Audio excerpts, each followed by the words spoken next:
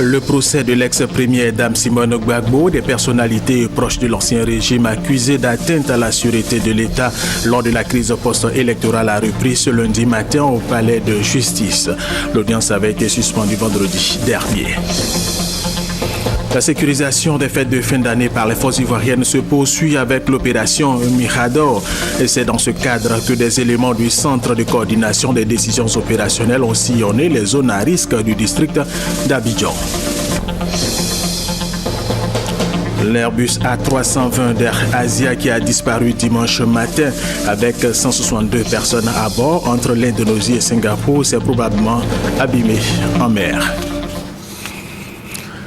Mesdames et messieurs, bienvenue et merci de suivre les informations sur RTI 1. Le procès de l'ex-première dame Simone Gbagbo, de personnalité et procès de l'ancien régime accusé d'atteinte à la sûreté de l'État lors de la crise post-électorale a repris ce lundi matin au palais de la justice Haut-Plateau. L'audience avait été suspendue vendredi dernier. Le tribunal de première instance d'Abidjan a invalidé ce lundi même, 29 décembre, la candidature de Laurent Gbagbo à la présidence du Front populaire ivoirien FPI, déposée par des proches de l'ancien président actuellement détenu à La Haye. Sa candidature était contestée par Pascal Affi-N'Guessan, l'actuel chef du Front populaire ivoirien. Autre information, la sécurisation des fêtes de fin d'année par les forces ivoiriennes se poursuit avec l'opération Mirador et c'est justement dans ce cadre que des éléments du Centre de coordination des décisions opérationnelles ont sillonné les zones à risque du district d'Abidjan à Boussanogo. L'opération Mirador 2014 pour la sécurisation des fêtes de fin d'année se poursuit. Elle concerne aussi bien les axes routiers, les lieux de culte, de manifestations et les zones à risque. Pour la circonstance, le Centre de coordination des décisions opérationnelles a déployé ses hommes sur le terrain. Gendarmes, policiers et militaires qui composent cette unité sont présents dans les rues et lieux stratégiques avec leurs engins. Des éléments surveillent les carrefours et les entrées à grande fréquentation.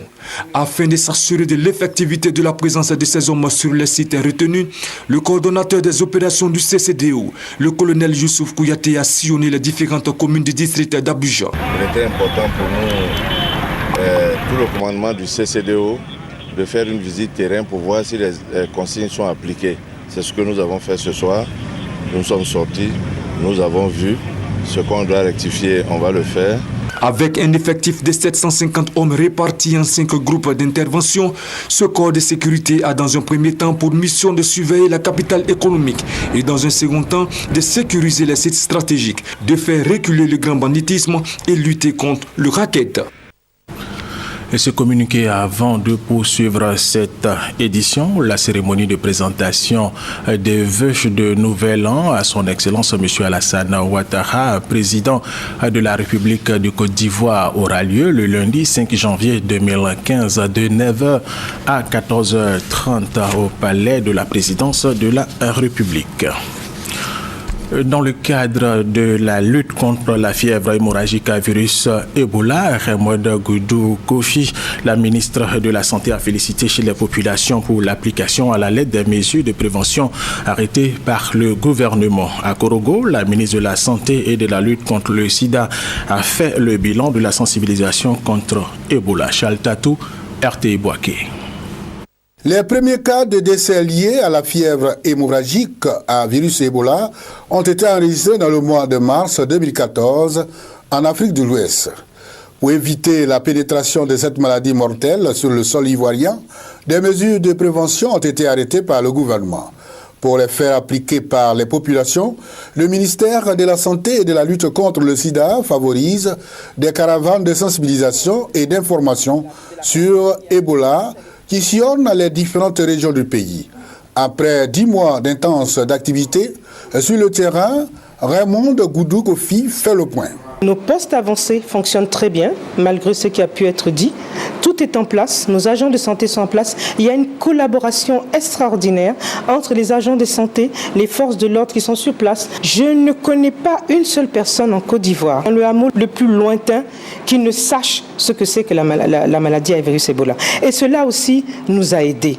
La ministre se félicite de la mobilisation des populations contre cette maladie et surtout le respect des mesures de prévention, à savoir le lavage des mains au savon, l'interdiction de la chasse, de manipuler et de consommer la viande de brousse.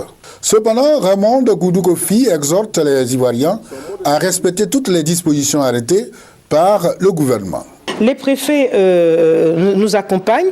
Ils ont donc décidé d'être encore plus regardants sur cette utilisation des pistes illégales. Et je pense que nous allons avoir des résultats encore plus probants pendant cette période de fête, qui est une fête justement où les gens vont beaucoup voyager, les gens vont se déplacer d'un pays à l'autre en utilisant les frontières et la rigueur doit être de mise. La fièvre hémorragique à virus Ebola sévit dans 5 pays de l'Afrique de l'Ouest et a fait plus de 7000 morts. Plusieurs projets viennent d'être initiés par le ministre des Ressources animales et halieutiques, Kobena Kwasi Adjumani, pour réduire le taux de dépendance de la Côte d'Ivoire en produits d'origine animale qui varie entre 60 et 80%. Voyons les détails avec Francis Boafo. Des projections établies dans le cadre du PNIA, Programme national d'investissement agricole. En 2015, la contribution de l'élevage au produit intérieur brut PIB doit atteindre 6% contre 2% en 2014. Et cela passe par les différents projets initiés par le ministère des Ressources animales et halieutiques. Il y a par exemple le projet d'appui à la production avicole au niveau national. Nous avons aussi un projet d'amélioration de la santé animale et de l'hygiène publique vétérinaire.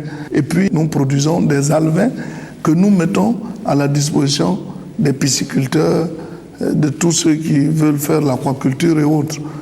Et l'objectif, désormais, c'est de pouvoir faire en sorte que nous puissions mettre des alevins dans les fleuves, dans les rivières, dans les lagunes. Mais le tout dernier projet, c'est le projet Une femme, un coq, 10 poules.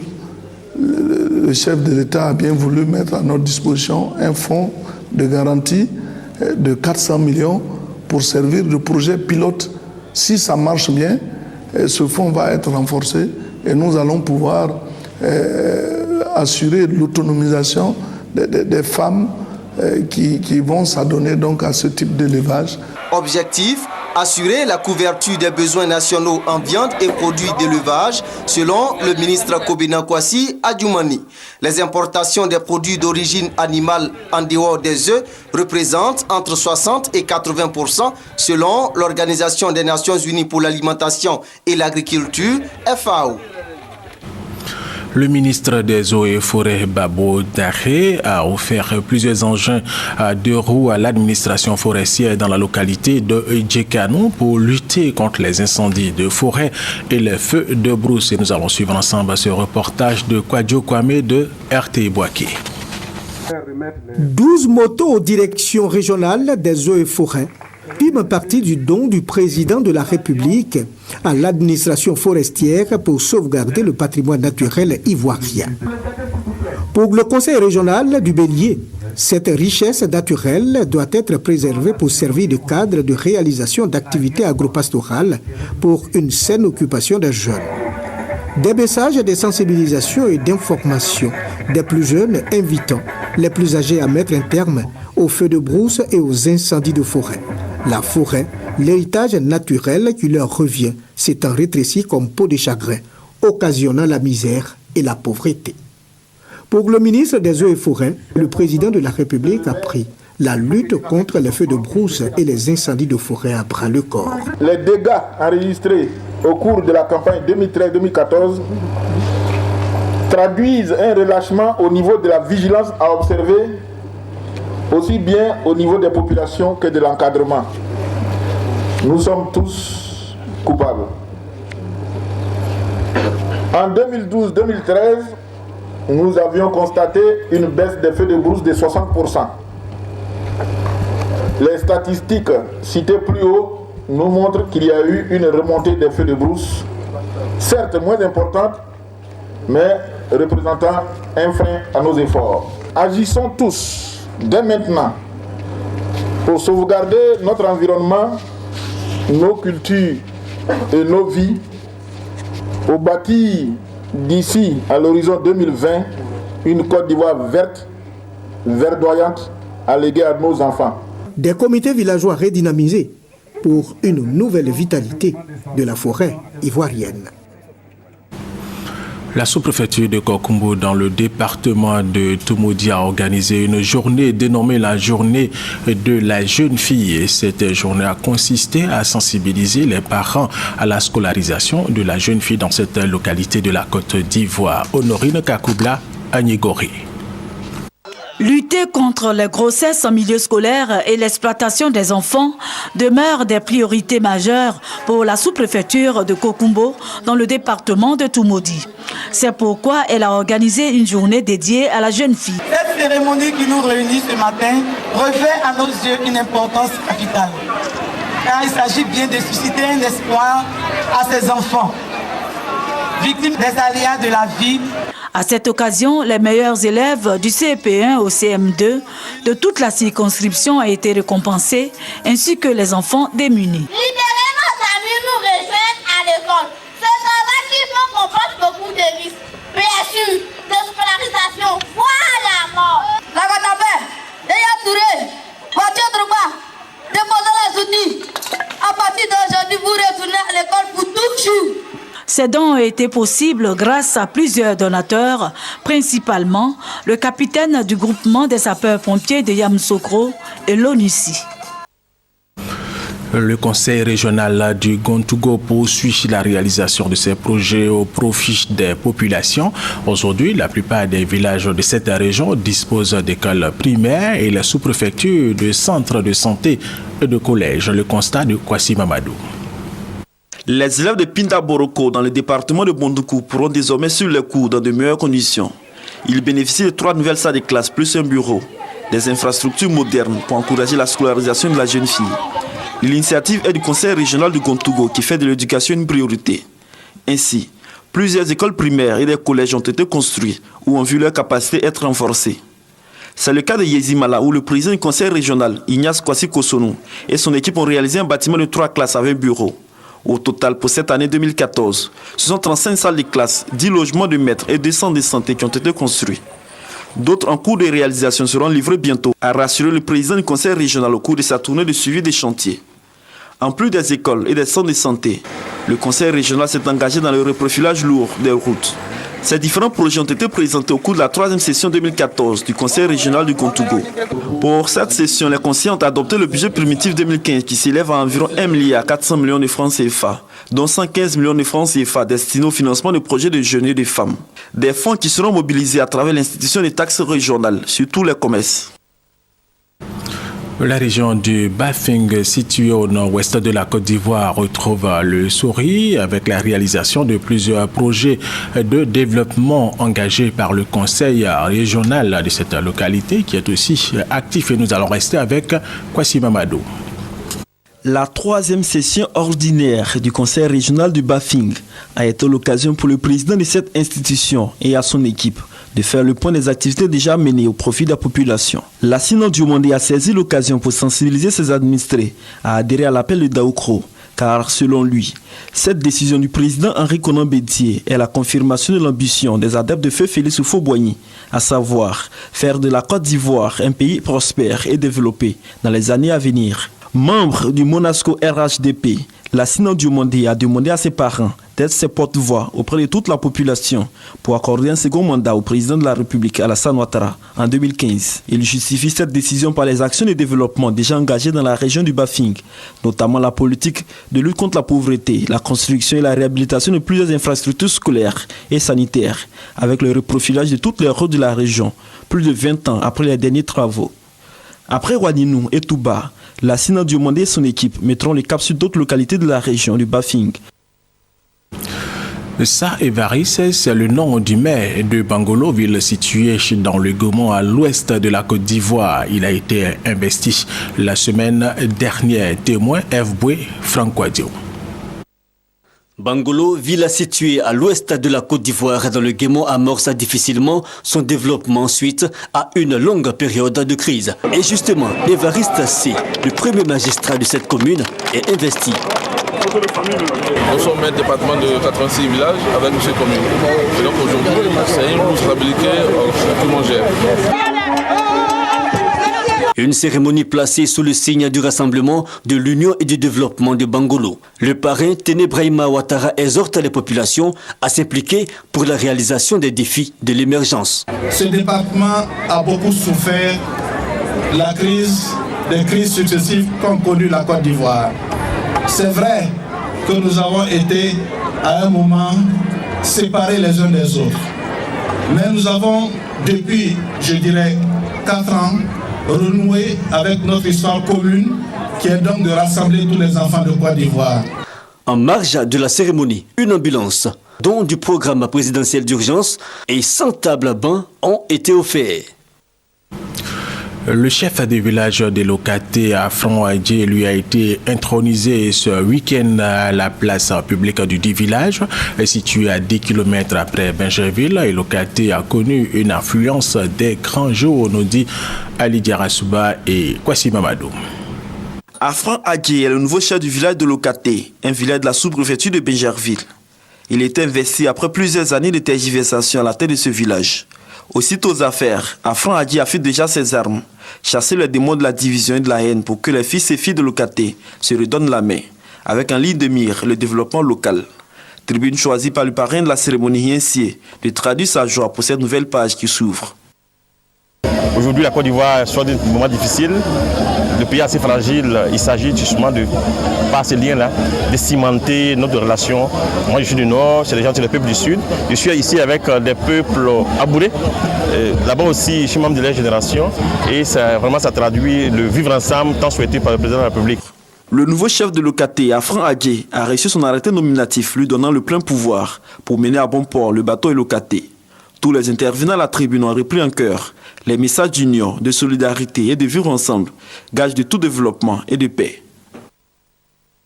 Le reportage d'Ali Diarasouba a été dit par Kwasi Mamadou.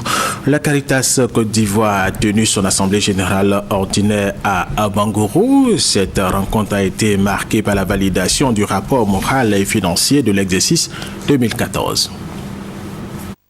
Les participants à l'Assemblée générale ordinaire de Caritas Côte d'Ivoire à Bengourou ont bénéficié d'une formation sur les principes de partenariat. Le conférencier Désiré Tao du Centre de recherche et d'action pour la paix, CERAP, a instruit son auditoire sur les fondements d'un bon partenariat, les différents types de financement et de partenariat, la négociation des priorités et les modalités de mise en œuvre.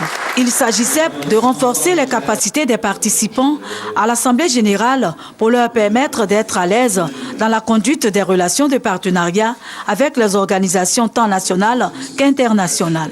Dieu vient à Noël et par votre présence ici et par ce souci constant que vous portez au nom de l'Église pour venir en aide à ceux et à celles qui parmi nous sont les plus démunis, les plus fragilisés, pour venir en aide à ceux-là, vous nous permettez de comprendre, de saisir le règne de Dieu là. Créée officiellement en mars 1968, Caritas Côte d'Ivoire est une structure caritative. Elle a été reconnue d'utilité publique par l'État de Côte d'Ivoire en 2009. À ce titre, elle mène des actions en faveur des plus démunis de la société pour soulager leurs peines et leur apporter un peu de bonheur, d'amour et de joie. Caritas traduit en actes concrets ce que dit la parole de Dieu. Un reportage de Norine Kakoubla Anigori. Les fidèles de l'église d'Eima ont désormais un nouveau temple dans la sous-préfecture d'Angoda, dans le département de Toumodi. L'inauguration a eu lieu dimanche dernier en présence de plusieurs autorités civiles et politiques, dont le ministre d'État Aoussou Janou. Kwasi Mamadou. Il aura fallu attendre 5 ans pour que les fidèles du temple d'Eima de la sous-préfecture d'Angoda, dans le département de Toumodi, savourent enfin leur nouvel édifice spirituel. Pour sa consécration, les fidèles venus de toutes les régions de la Côte d'Ivoire ont fait une procession dans la localité, tout en clamant le nom de leur Seigneur. Une veillée a même été organisée pour traduire la reconnaissance au bon Dieu qui a permis de bâtir ce temple. Occasion de magnifier la bonté du prophète Isaac. Une manière d'inviter les fidèles à s'ouvrir davantage aux autres. Au cours de cette consécration, les autorités administratives et politiques, avec à leur tête le ministre d'État Aoussou Janot Kouadio, président du conseil régional du Bélier, ont témoigné de leur soutien aux fidèles de l'église de Ima d'Angoda. Prières, méditations, prêches, tous les actes de dévotion sont passés en revue, avec en trame de fond l'invocation du nom du Seigneur, pour que son action continue de planer sur la Côte d'Ivoire, surtout en période électorale. Les travaux de construction du temple d'Eima d'Angoda ont commencé en 2007 et se sont achevés en 2012. Il faut rappeler que le Deima est une religion africaine relevée à Lakota en 1922, une religion fortement implantée dans le centre de la Côte d'Ivoire. La communauté catholique des enfants de la Sainte Trinité d'Abangourou a organisé la 8e édition de la Nuit de l'Évangile. Le thème est dans la communion, assurant un service fraternel animé par l'amour. Chantal Ouman à Kandan. La 8e édition de cette manifestation spirituelle qui s'est déroulée à Abangourou a connu une affluence record. Les fidèles chrétiens catholiques ont en effet effectué en très grand nombre le déplacement à la place de la solidarité pour s'abreuver à la source de la parole de Dieu. Au cours de la messe qui a été dite pendant ce grand rassemblement spirituel, l'évêque d'Abangourou, Monseigneur Boniface Aziri, a exhorté le peuple de Dieu à se laisser imprégner de l'évangile de Christ, source d'amour, de joie et de prospérité. L'homme de Dieu a également demandé aux fidèles chrétiens catholiques d'ouvrir leur cœur aux autres et de vivre avec eux dans la communion fraternelle, ainsi que le recommande le Seigneur Jésus-Christ. Cette 8e édition de la Nuit de l'Évangile a également été marquée par des prestations d'artistes, chantres et des prières de guérison et de délivrance. Les fidèles ont également chanté et dansé à la gloire du Seigneur Jésus-Christ. Le retour de la stabilité et de la paix en Côte d'Ivoire était au centre d'un grand rassemblement à Atobrou. C'était à l'initiative de la communauté ariste de plusieurs localités de la région. Et le sous-préfet de Grand Maurier a assisté à cette cérémonie, nous dit Thérèse Tapeyoboué. La communauté ariste de Grand Maurier, Atobrou, a inscrit en première ligne de ses activités d'évangélisation la réconciliation entre ses frères et sœurs des églises de base, mais également avec toutes les communautés des autres confessions religieuses. Elle a prié surtout pour le retour de la stabilité en Côte d'Ivoire. La cérémonie a réuni des représentants de 13 villages de la sous-préfecture ainsi que des cadres pour ce grand rassemblement dédié à la paix en Côte d'Ivoire. Le prédicateur supérieur du prédicatorat de Grand Maurier a invité ses fidèles à l'union et à vivre des paroles de Dieu. Une grande procession à travers les principales artères du village, des séances de prière particulières et des baptêmes ont mis fin à la cérémonie. Bonjour, 2015, l'émission humoristique de la RTI a égayé le Palais des Sports de Trècheville. Cette 7e édition a vu la participation de nombreux artistes, humoristes et chanteurs. Le public a effectué massivement le déplacement à ce grand rendez-vous du rire connu par Gassoro. On va en ralenti, on va rebobiner la cassette. Et puis il y a une musique en bas. Waouh, waouh, waouh, waouh, waouh. À Galawal, le magnifique Ramatoulaye et plusieurs autres artistes, humoristes et chanteurs. Tous ont assuré et tenu en haleine le public de Bonjour 2015 de par leurs prestations. Sache que ce poème est un appel depuis Daoukro pour que tu m'accordes un second mandat dans ton cœur. T'as rien dit. Je suis quitté chez Maga. Et quand j'ai parti là, il a payé Soukreni, on a boit ça. Il a payé jus d'orange, on a... Avant les différentes prestations, les artistes humoristes dans les coulisses se disent confiants. Chant, danse, humour, tout y était pour égayer le public venu nombreux pour assister à cette 7e édition de Bonjour 2015. Il est bon vraiment de venir participer vraiment de tels moments récréatif et surtout vraiment pour instaurer vraiment surtout aussi vraiment la bonne humeur. Initié par la radiodiffusion télévision ivoirienne RTI, Bonjour 2015, cette année, a vu la participation de nombreuses autorités venues elles aussi prendre part à cette grande fête de l'humour. Nous voudrons que les Ivoiriens continuent de travailler. Nous sommes en train de préparer l'émergence et nous sentons déjà les effets. Je voudrais dire merci aux Ivoiriens, souhaiter une bonne année, la paix, le bonheur, la prospérité, la santé et la longévité pour l'ensemble des Ivoiriens. Une bonne et heureuse année 2015 à tous mes frères et sœurs ivoiriens et je voudrais leur dire que nous avons un pays merveilleux. Ce sont des autorités et un public fiers des différentes prestations des artistes humoristes qui sont retournés chez eux en joie. Félicitations aux humoristes ivoiriens. Après Ernesto Djedje en 2013, l'Institut national supérieur des arts et de l'action culturelle INSAC a célébré cette année Biti Moro, artiste comédien. Alexis Ouedraogo. Biti Moro, ce sont plus de 30 pièces montées et jouées à travers le monde. Artiste comédien, metteur en scène, homme de planche ou de théâtre tout court, Biti Moro, ou Pépé Biti, comme l'appellent affectueusement ses proches, a reçu l'hommage de la nation ce vendredi. 2014, décrété année du théâtre ivoirien, le ministère de la Culture et de la Francophonie à travers l'INSAC entend œuvrer pour ne pas oublier les artistes. Depuis l'année dernière, l'INSAC s'est fortement engagé dans le thème de la reconnaissance et de la mémoire pour tous les artistes qui ont apporté une contribution significative à l'émergence de la culture ivoirienne. Nous venons donc pour apporter notre soutien et dire à Biti Moro qu'il a une fierté, un monument pour notre pays. Cérémonie d'hommage, mais aussi une occasion pour l'homme de faire revivre à l'assistance tout son talent sur scène. Le jour où n'importe quel trésor du sable, n'importe quel manieur ici, n'importe quel porteur du ballon se croira le droit de faire mes pas. Je disais toujours à la nouvelle génération que c'est l'homme qui fait le théâtre et non le théâtre qui fait l'homme. Je ne pensais pas qu'un jour on allait me rendre cet hommage, mais je me suis mis à travailler, à monter des pièces, des spectacles, à jouer dans les spectacles. Je m'en foutais de l'argent. Parce que si vous mettez l'argent devant votre métier, vous allez échouer au bout. Une mémoire culturelle à faire connaître à la future génération.